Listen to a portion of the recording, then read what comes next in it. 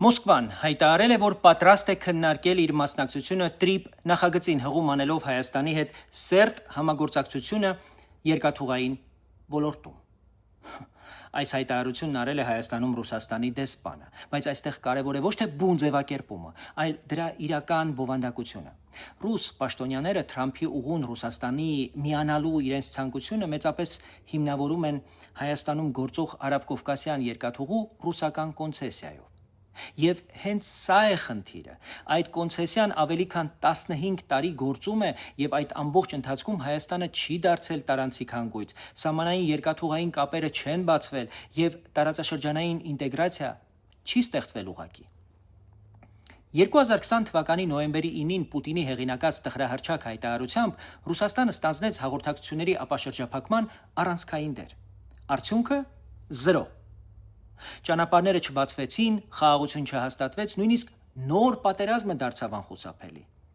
Տրիպը ծնվել է հենց այս ձախողման պատճառով։ Հայաստանը եւ Միացյալ Նահանգները ձևավորել են տրիպի իրավական շրջանակը, որտեղ սկզբունքը հստակ է։ Հայաստանի տարածքում ամբողջ ենթակառուցվածքը, վերահսկողությունը, մաքսային եւ անվտանգային իրավազորությունը պատկանում են Հայաստանի Հանրապետությանը։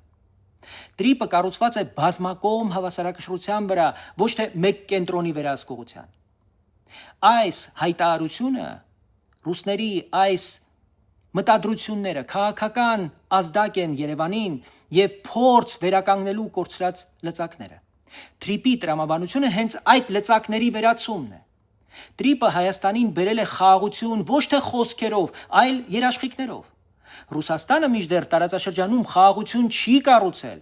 Ռուսաստանը հրադադարը օգտագործել է որպես լծակ կախվածություն ստեղծելու համար, ուստի խաղաղությունն ու ռուսական վերահսկիչ փաթեթը սկզբունքորեն անհամատեղելի են։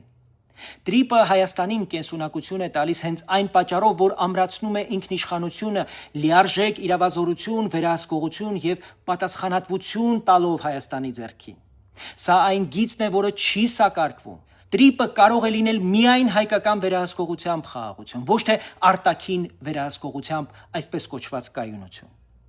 Տրիպը Հայաստանին կենսունակություն է տալիս հենց այն պատճառով, որ ինքնիշխանությունը դարձնում է գործնական իրականություն, ամբողջական իրավազորություն, լիարժեք վերահսկողություն եւ լիակատար պատասխանատվություն վերապահելով բացառապես Հայաստանին։ Տրիպը Հայաստանին խաղաղություն է բերել, մինչդեռ Ռուսաստանն ու խաղաղությունը անհամատեղելի են, հետևաբար տրիպը եւ Ռուսաստանը նույնպես անհամատեղելի են։ Մեկը ինքնիշխանություն է,